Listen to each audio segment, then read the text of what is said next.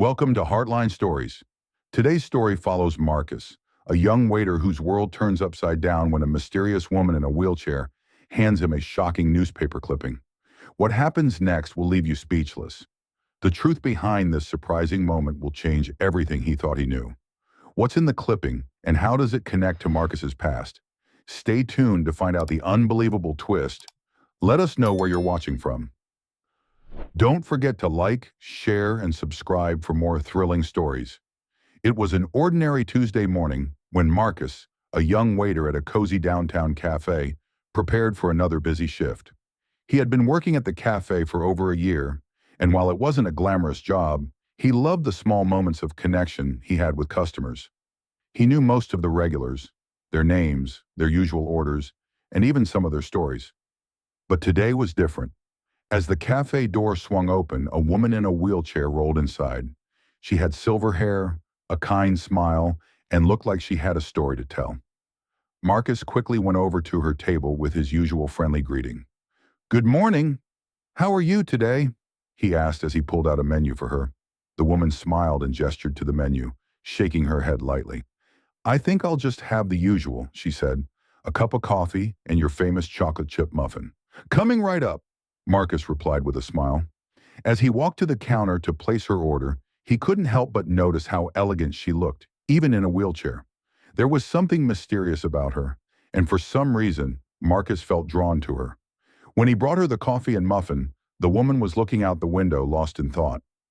Marcus set the tray down and smiled at her. "Here you go. Is there anything else I can get you?" The woman looked up, her eyes sparkling. She reached into her bag and pulled out a folded newspaper clipping.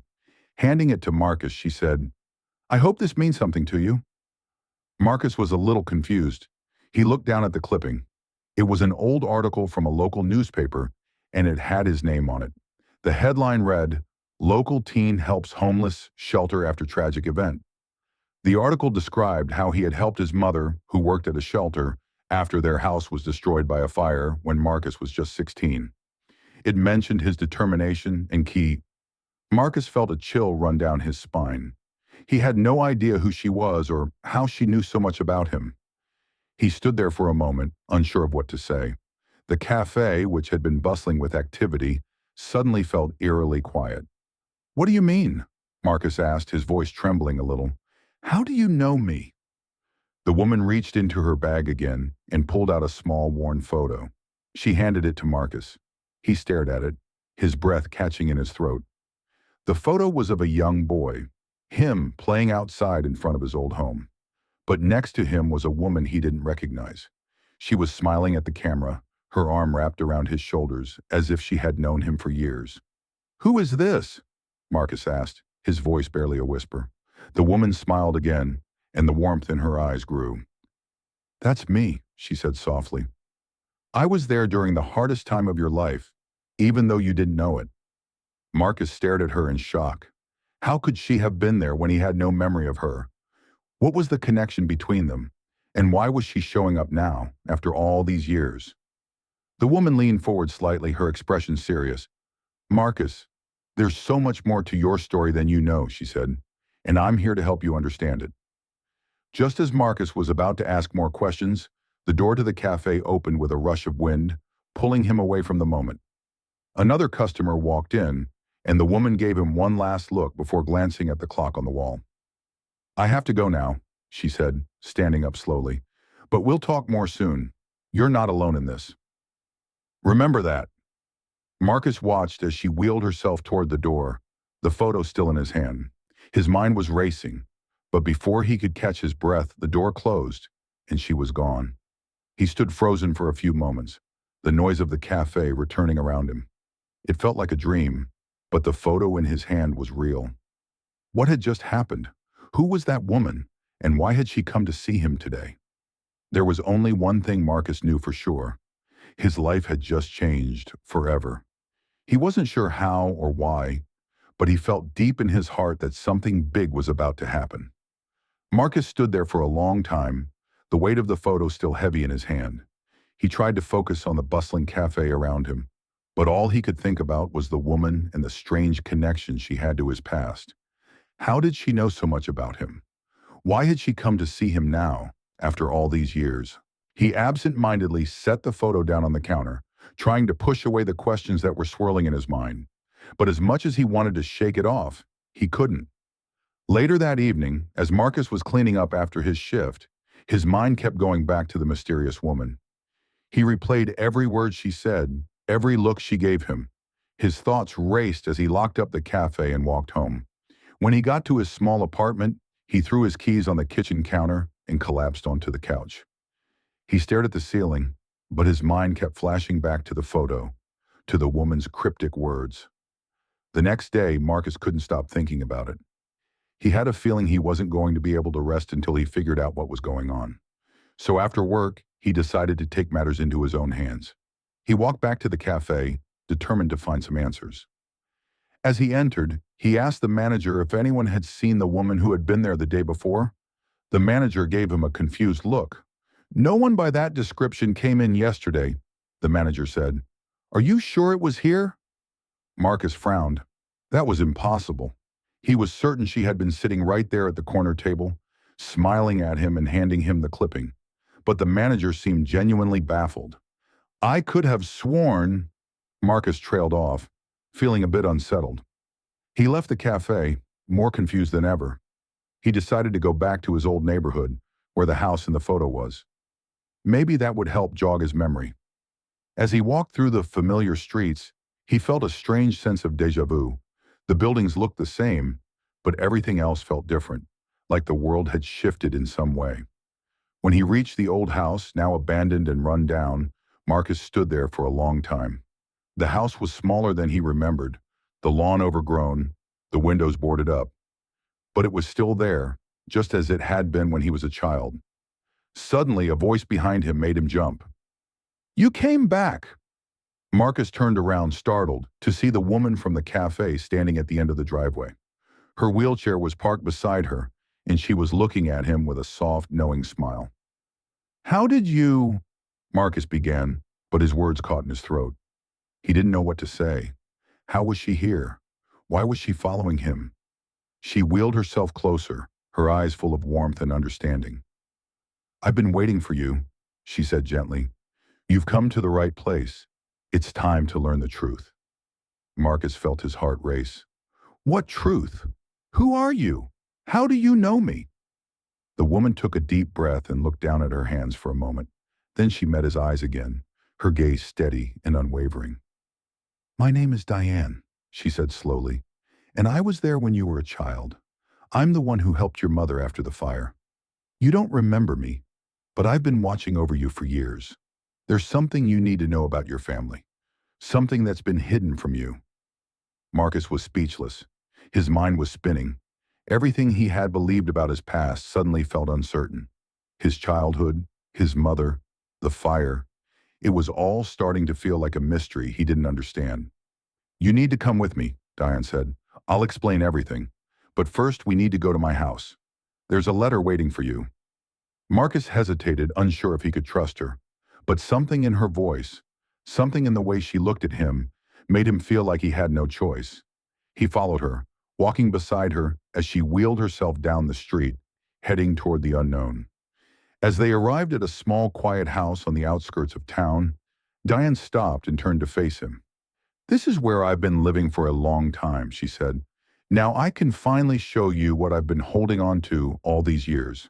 She led him inside, where she pulled out a dusty old box from a shelf. Inside the box were papers, photographs, and a letter sealed with a wax stamp. Diane handed Marcus the letter. "This is for you," she said softly. "It's time for you to know the truth about your family and why I've been watching over you. Everything is about to change." Marcus felt a knot form in his stomach. He slowly opened the letter, his hands trembling. What could it possibly say? What was this truth that Diane had been hiding from him for so long? He read the letter silently, his eyes widening in shock as the words sank in. His whole life, everything he had known, was about to be turned upside down. But just as he was about to ask Diane what this all meant, the door behind them creaked open, and a voice from the shadows spoke. "You shouldn't have opened that letter, Marcus." Marcus turned around, his heart pounding in his chest. Marcus's heart skipped a beat as he turned toward the voice.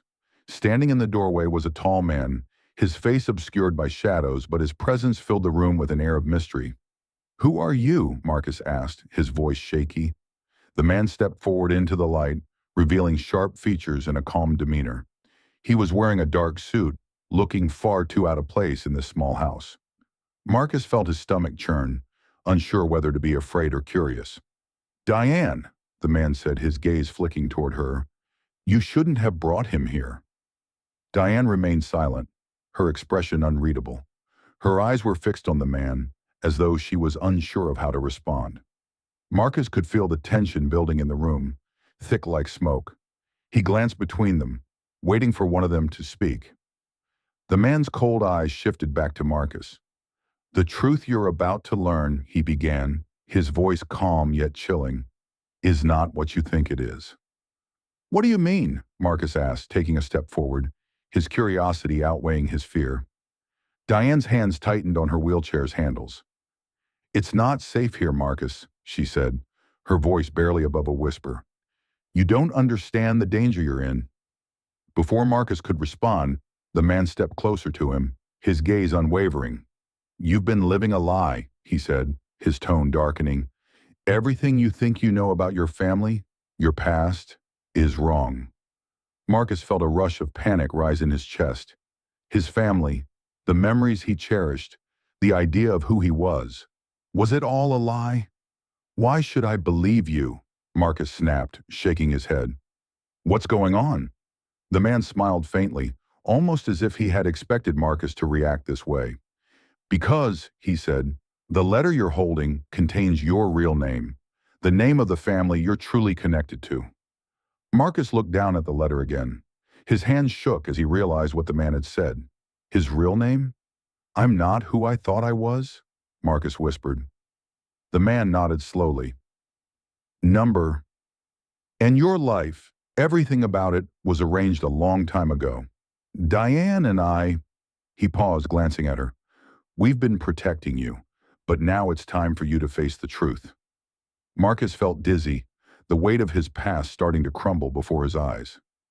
He felt as though the floor beneath him was shaking, as though the foundation of his entire life was suddenly unstable.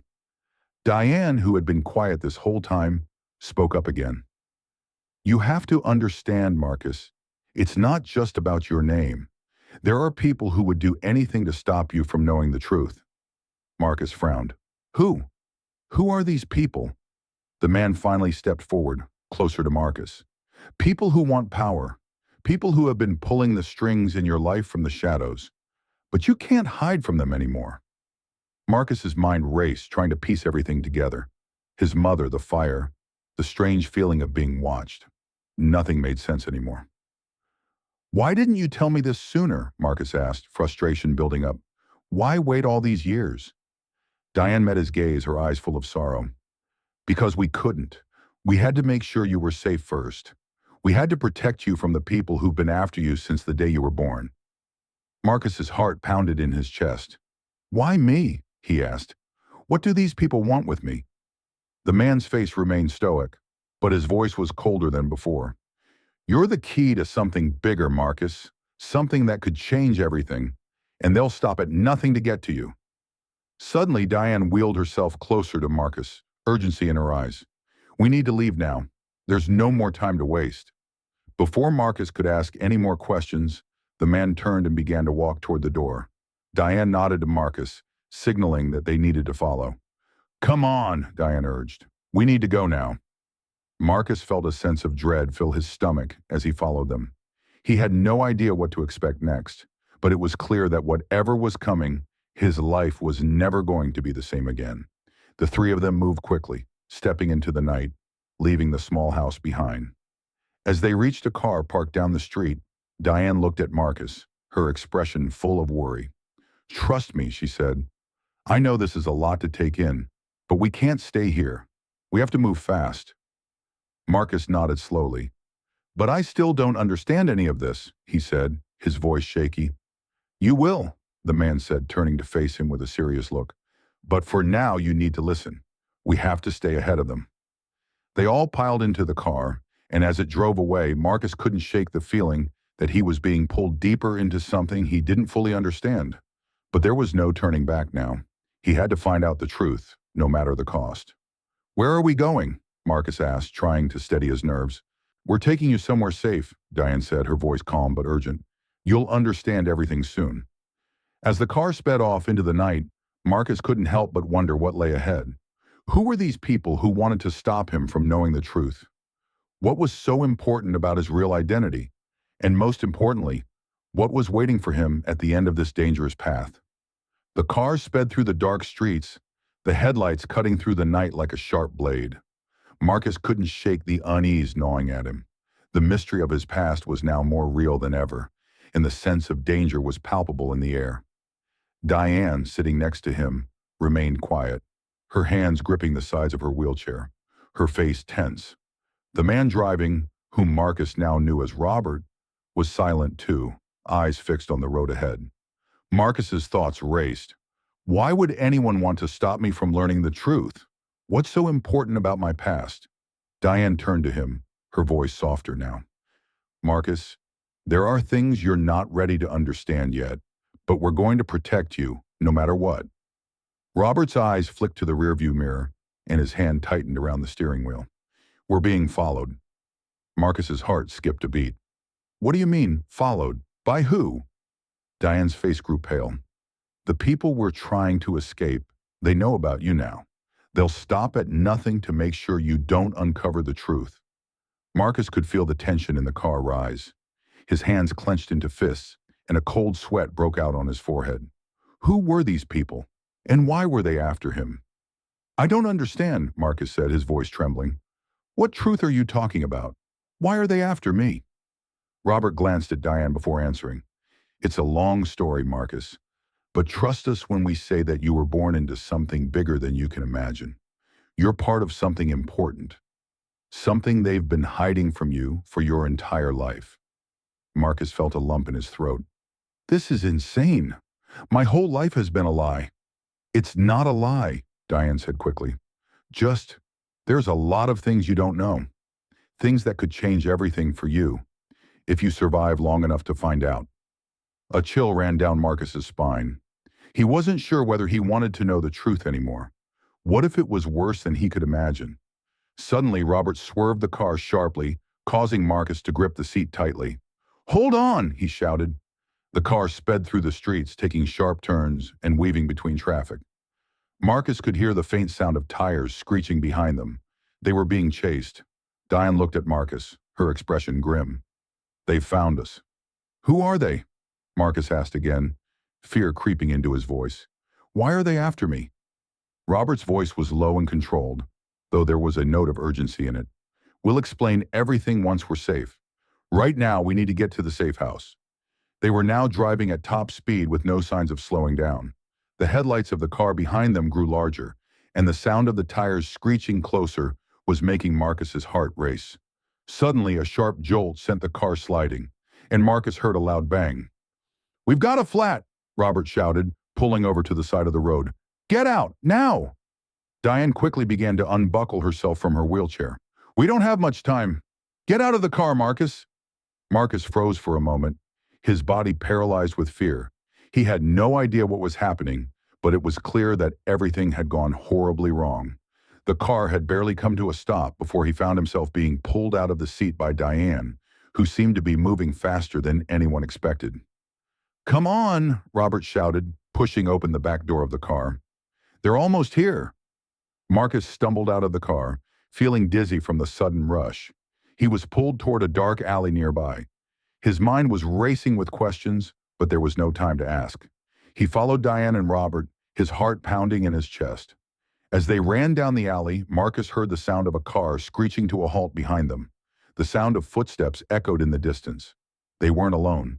Someone was chasing them, and whoever they were getting closer. Diane glanced back, her expression filled with urgency. "We have to get to the safe house. If we don't make it, then what?" Marcus asked, his voice shaking. He couldn't understand what was going on. Robert looked at him, his face grim. "If they catch us, you'll never know the truth, and you'll be in danger. They won't stop until they have you." They turned a corner and found a small door hidden in the wall, barely visible in the darkness. Robert pulled out a set of keys and unlocked it quickly. In? Now! Marcus rushed inside, his breathing ragged, and found himself in a dimly lit room. The door slammed shut behind him, and for a moment, everything was silent. Is everyone safe? Marcus asked, his voice shaky. Diane nodded, her face pale. We're safe, for now. Robert locked the door behind them, his eyes scanning the area. We need to stay quiet. We can't let anyone know we're here. Marcus took a deep breath, trying to steady his nerves. His mind was still racing, trying to process everything that had happened in the last few hours. It felt like a dream, a nightmare. What now? Marcus asked, his voice barely above a whisper. Diane turned to him, her expression softening for the first time. Now we rest, but tomorrow we'll tell you everything. You'll learn the truth about who you are, Marcus, and why you're in so much danger. Marcus nodded, though the fear in his chest wasn't going away. There were still so many unanswered questions, and the dangers around him were only getting closer. But he knew one thing for sure. He had to know the truth. The room was dim, and the walls felt like they were closing in on Marcus. His mind was spinning with unanswered questions. He had just learned that his life was connected to something bigger than he could ever have imagined. And now, with danger lurking so close, he could hardly breathe. Diane and Robert sat down, their expressions serious, and Marcus sat opposite them. They had been quiet for a while, but now it was time. Marcus needed answers, and he wasn't going to leave this room until he got them. All right, Marcus said, breaking the silence. Tell me everything. What's going on? Why is everyone after me? Diane looked at Robert, then back at Marcus. Her eyes filled with something, regret, maybe even fear. Marcus, she began slowly, you were never supposed to find out. Your parents, they weren't just ordinary people. They were part of something very powerful, a group that's been working in the shadows, controlling the world in ways most people couldn't even imagine. Marcus felt the weight of her words sink into him. His parents, who had died when he was young, were part of some secret group. He couldn't even begin to process that. Your parents, Diane continued, were among the leaders of that group. They didn't want you to grow up in that world, so they made sure you were raised without knowing. But there were enemies, people who didn't like what they were doing. And now those same people are looking for you. Why me? Marcus asked, confusion flooding his voice. Why am I important? Robert's voice was steady but full of concern. Because you're the last piece they need. Your parents left something behind, something that's going to change everything. But only you can unlock it. Marcus felt a chill run down his spine. His parents had been keeping secrets from him, and now their enemies were after him to find something. Something that could change the world. Diane reached over and placed a hand on his arm. We're here to protect you, Marcus. We didn't want this life for you, but now that you're in danger, we have to make sure you stay safe. Before Marcus could respond, there was a loud knock on the door. Everyone froze and Robert stood up quickly, pulling Marcus to his feet. Stay quiet, he whispered urgently, his eyes darting toward the door. Diane whispered, we need to get out of here. Now. The knocking grew louder. It was more of a pounding now. Whoever was outside wasn't waiting patiently. They were coming for him. Do you trust us, Marcus? Robert asked, his voice low. Marcus nodded, feeling both fear and the urge to act. He didn't know how much longer they had before whoever was out there came through that door. I trust you. Robert opened a hidden compartment in the wall, revealing a small but expensive-looking briefcase. He quickly grabbed it and handed it to Marcus. Take this. We need to leave now. Marcus looked at the case, puzzled. What's in it? You'll find out soon enough, Robert replied, looking back at the door. Suddenly, the door splintered, and the lock gave way. The sound of the door crashing open sent a shock through Marcus's entire body. Robert grabbed Marcus and shoved him into a hallway behind a secret door that had opened just in time. Go! Move! Robert shouted, urgency in his voice. Marcus could hear footsteps following them, but there was no time to look back. Diane was already leading the way down the hallway, and Marcus hurried after her, his heart pounding. They made their way through the dark corridors, the sound of footsteps closing in behind them, but there was no turning back now. As they reached the end of the hallway, they came to a small elevator. Robert quickly pressed a button and the doors opened. "In here, hurry!" The elevator shot downward, and Marcus could feel his heart racing as he tried to process everything that had just happened. Diane looked at him with a calm but serious expression. "You'll understand everything soon. Just hang on." As the elevator descended, Marcus couldn't shake the feeling that they were on the brink of something much bigger than just his life. Whatever was in that briefcase, whatever his parents had hidden from him, was about to come to light. The elevator came to a stop, and the doors opened to reveal an underground facility. It was unlike anything Marcus had ever seen before. High-tech, secure, and eerily quiet. "This is where we've been keeping the information safe," Robert explained. "No one can find us here." Marcus felt his stomach churn as he realized just how close he had come to being caught. But now he was in a new world, one where the rules had changed and his life was no longer ordinary. Diane looked at him one last time before walking to a computer terminal. "Marcus," she said softly, "it's time for you to know the truth. Everything your parents did, everything they left behind, it's all in here, and now it's yours to protect." As Diane typed in a code, Marcus took the briefcase from his side and placed it on the table. He could feel the weight of what was coming. His parents' legacy was about to be revealed, and so was his place in it. The computer screen flickered to life, and the first set of documents came up. Marcus took a deep breath as the story of his parents and the dark truth about their powerful world unfolded before his eyes. Marcus stared at the screen, his hands trembling as the truth unfolded before him. His parents had been leaders in a secret society that controlled industries, governments, and countless powerful people. They had spent their lives working to protect the world from chaos, but their enemies had eventually silenced them.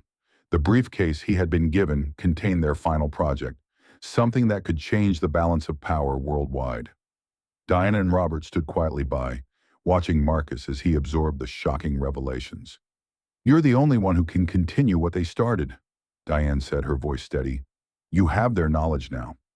Marcus looked at the documents, then back at the two people who had protected him all these years. His parents' lives and their dangerous work were now his responsibility. "I don't know if I can do this," Marcus said, his voice shaky, but he was beginning to understand that there was no turning back. "You don't have to do it alone," Robert said, placing a reassuring hand on Marcus's shoulder. "We're here to help." Marcus nodded. He realized that despite the fear he felt, there was a purpose to all of this. He wasn't just the son of his parents anymore. He was now part of a much larger mission, one that could change the world forever. With a deep breath, Marcus closed the laptop. "Let's do this. Let's finish what they started." And so, the future began. As Marcus walked forward, he knew that the truth had finally set him free. But it also burdened him with a responsibility he couldn't ignore. He was the last link to his parents' legacy, and the fate of the world rested on his shoulders. Thank you for joining us on this Heartline journey. Don't forget to like, share, and subscribe for more heartwarming and suspenseful stories. Sometimes the truth is more powerful than you think.